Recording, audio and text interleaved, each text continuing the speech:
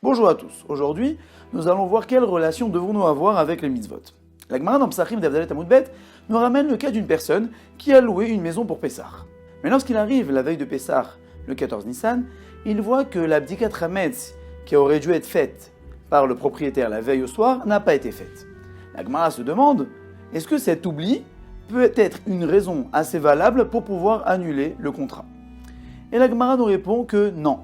Et la Gemara nous explique la raison, elle nous dit que Nichale Linish Likiyume Mitzvot Begoufé est agréable à l'homme de faire lui-même la mitzvah.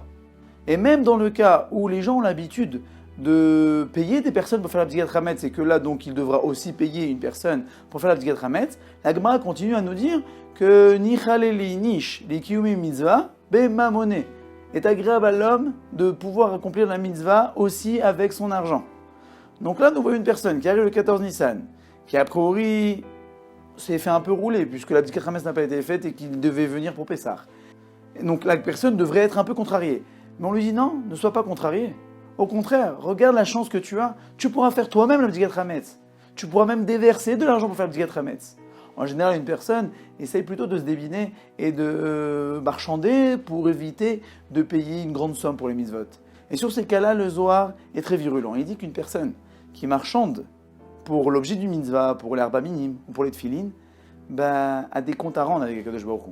On raconte sur la Harizal que lorsqu'il allait acheter ces herba minimes, non seulement il ne discutait pas du prix, mais il ne demandait même pas le prix de ces herba minimes. Il donnait son portefeuille plein au vendeur et disait « Prends ce qui te semble bon de prendre ». On raconte sur le Stapler, le père de Abraham Kanievski, qu'à l'accoutumée de tous les rabbanim, les vendeurs des etrogim leur amènent chacun les plus beaux etrogim. Et lorsque le Stapler sortit son argent pour pouvoir payer le vendeur, alors là, celui-ci lui dit « Mais non, Rav, vous rigolez, c'est gratuit, je vous fais un cadeau. » Et là, le Stapler lui dit « Tu ne te rends pas compte de la transaction qu'on est en train de faire. Moi, ce que je te donne, c'est rien, ça n'a pas de valeur. L'argent, ça vient, ça va. Mais ce que tu me donnes, c'est la possibilité de pouvoir acquérir l'éternité. Étant donné qu'une mitzvah dans ce monde-ci se résume à quelque chose de matériel, mais c'est beaucoup plus loin que ça. C'est pour acquérir un olam haba, pour acquérir des strouillots dans le monde futur. Pourquoi ne pas déverser de l'argent pour pouvoir acquérir cet immense mérite? On raconte sur le Gaon de Vilna qu'avant de mourir, il saisissa ses titites et fondit en larmes. Et ses élèves lui disent « Mais Rav, pourquoi vous pleurez ?» Il lui dit « Je suis en train de quitter un monde avec des grouchim, avec des centimes, avec des petites pièces. Nous pouvons acquérir d'énormes mitzvot. Alors que là-haut, on va arriver, ça y est, on ne peut plus faire de mitzvot. Il faut profiter au maximum de pouvoir faire toutes nos mitzvot ici.